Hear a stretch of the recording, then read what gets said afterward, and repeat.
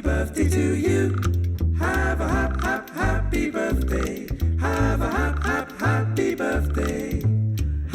Moral to the story, age is a factor. Time waits for no one, but there's no substitute for experience, and thus you have these quarterbacks remaining in the NFL playoffs as we enter the conference championship weekend. Ken Trahan, sportsNOLAtv with Brian Ellie Walsh and Ricky Jackson. The New Orleans Saints are into their offseason program secure with their head coach, but continuing to make moves, of course, with their coaching staff. Most recently, Brett Ingles deposed. Offensive line turns over. So, Brian, we've had a lot of changes already, some of which the Saints have not officially announced yet, but we know they are being made. And are they done yet, or do you expect more? Could be more. It's going to be interesting to see. Dan Campbell reportedly is going to become assistant head coach in charge of tight ends, and I think that's a good hire. Of course, we know about Dan's being the interim coach at Miami, has been a longtime NFL player, of course, with the Saints as well, and he and Sean Payton are on the same page. They're good friends, and so that's a good addition, I think.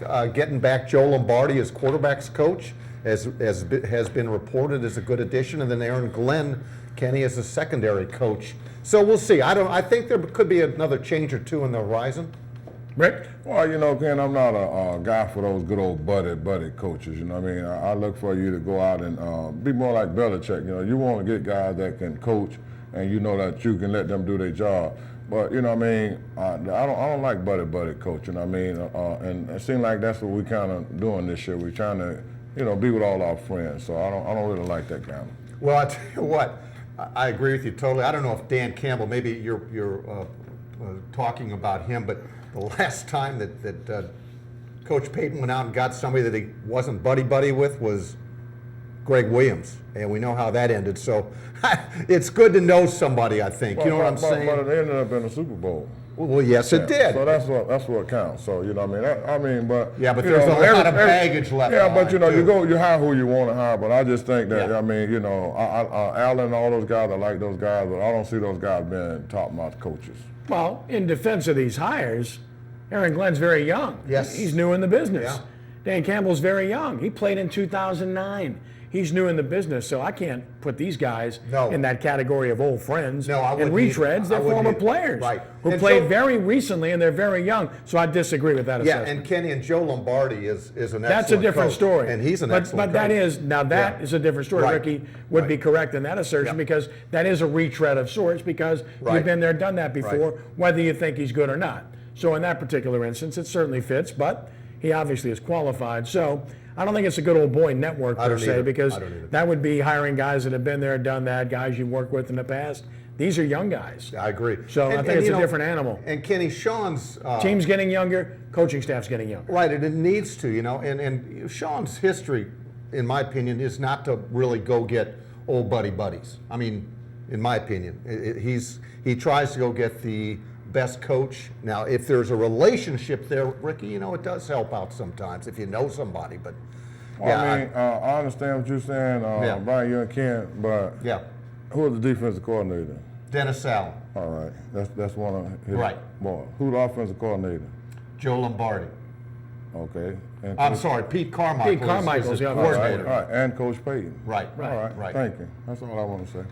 You have problems with Payton calling the plays? Oh, no. I mean, you call the plays. You must Green Bay coach. Anytime you're the boss, you see what the guy doing at Phoenix. I mean, you call the plays when you're the head coach. So, I mean, you're allowed to do that. And I think he did a great job. I think he's the best coordinator in football. I always said that. Mm-hmm. Now, Rick, if we're talking about the old buddy thing, you look at the recent hires, 7 new coaches. Some guys are retreads. Some guys have been through it before. So, it is the way of the NFL in many cases that there is a good old boy network out there. Right. We will agree with that. A lot of teams hiring guys because they was quarterbacks, and the quarterback making so much money now. So 2 or 3 teams kept the guys who was tight with the quarterback. They kept the coordinators who, just like Eli coordinator stayed with him. Ken McAdoo, 3 or 4 teams did that. Well, we're going to talk about the NFL in the next segment. We're talking about the Saints right now, so let's stay on point here. Yeah. Let's take a look at the 2016 list of free agents for the New Orleans Saints. And here is the unrestricted list that you can look at right now. James Anderson, Raphael Bush, Travis Cadet, Matt Flynn, Kai Forbath, Tim Hightower, Tony Hills. The H-Man, Kendall Hunter, Luke McCow, Mike McGlynn, Chris Owens, Jamarcus Sanford, Benjamin Watson, Kevin Williams, and Kyle Wilson. Okay, Brian, so you look at the list, and I can find maybe 4 or 5 guys that are worth looking at to keep around, and that's about it. Kenny, I'm in total agreement. When the subject came up, we talked about, are there any must guys that they have to re-sign? And I wouldn't say there's anybody on that list that they've got to re-sign. Oh, I would. Benjamin Watson. Well, I was going to say, do the guys that I really want back, though, and Benjamin is clearly it. And I'd like to see Tim Hightower come back as well. I think Tim proved that he is a worthy running back in this league, and he's still got some gas in the tank. There's some RFAs, some restricted free agents that to me have got more attention. And it's not a list on that, but there are 3 guys, Kyrie Robinson, Sino Clemente, and Tim Lolito. Those are guys that I'd like to come back because they're familiar with this system, they've all contributed, and they can continue to contribute more. But yeah, Kenny, I tell you what, I'm with you. There's not a whole lot of sexy guys on there that you feel like you gotta have. No, Ricky, your thoughts? I mean, Clemente, obviously you want him back. Yeah. Robinson, maybe. I mean, he has ability, but you've got some depth at running back now, in particular if you keep Marcus Murphy as part of that mix. And then the other list there, exclusive rights, Austin Johnson as a fullback. Yeah. What do you think, Rick? I think they got about 2 or 3 that I would keep off of the list. Right. I mean, right now, what the Saints got, the schedule that they got next year, they got to get a whole lot better. So you can't go for B, C talent. You got to get some boys who can beat one-on-one, who can win their battles, and that's what the Saints got to look for this year. Kenny, what is important about this thing is that because of their salary cap situation, none of these guys are what you would consider high-priced, marquee guys that they've got to give a lot of money to. So anybody that comes back, they can get these guys almost at bargain basement prices. Remember, they matched an offer sheet to keep Raphael Bush, and he's been hurt ever since and hasn't played. Yeah.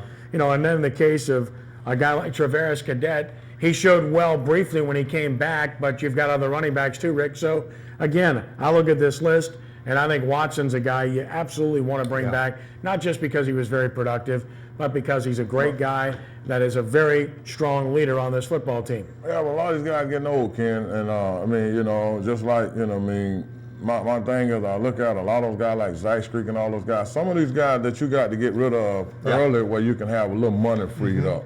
And because these guys on the roster, later on in the season, they're going to cost you a lot of money. So you got to get rid of some of these veterans who not playing well and maybe bring them back at a reduced price if you want them, but you can't afford to keep them on your roster. That's why they're going to get rid of most of these guys. Kyle Wilson is a possibility, in particular if Damian Swan can't return from the 3 concussions he had. We shall see. Let's take a look at the salary cap as it applies to the rest of the league and where people are. The Saints are way over, as you know.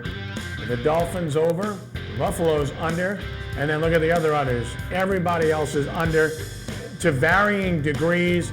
San Francisco's in a great spot. Chip Kelly's got a chance to spend money. So you got a lot of teams that are going to have the ability to spend, to try to get better in the process, Brian. Kenny, Tampa Bay is $50 million under their cap. $50 million. And they finished 6-10 this season. So, yeah, there's a lot of teams that are in good condition, good position as they enter this season. And because of the TV money, I think it's going to go up more than the projected 153 that everybody's kind of counting on. And do you see our number 7 and 9 over? Yeah, right. I know. We 7.9 million over. Our record was so I know. Well, you have to spend wisely, right? And again, I think the Saints are going to be not in, as Mickey Loomis said, it's not a dire, straight situation, but they're going to have to be penny wise here in the off season. Well, one area the Saints won in this past weekend was on the track at the fairgrounds, Lacombe Stakes, as Gail Benson's horses ran 1 and 2 in a special prep, of course, to try to qualify for the Kentucky Derby coming up next May. So that was pretty special to see them run 1-2, Brian. It was a winning proposition. I'm sorry. I had to do it. Wow. But it was 1-2. 1-2, as you said, Kenny, in the Lacombe Stakes. And, You know, they get some Kentucky Derby points, so that's a big win. You can consider this their first win in the offseason, right, Ricky? Yeah, I mean, it's their first win. First win. Tom Amos, Dallas Stewart, Yeah. the trainers, they're pretty happy right now too. There are some real possibilities there, and let's hope that that aspect of the Saints continues to move forward in positive fashion as well. We are brought to you today by our good and great friends at Premier Kia of Kenner, 2712 Veterans Boulevard. Stop in and see Premier Kia's newly remodeled showroom and the many specials and beautiful cars Kia has for you. We're glad to partner with Premier Automotive Group and glad to be back with you today. We'll talk NFL news, matchups, and more when we return on Sports NOLA TV on WHNO.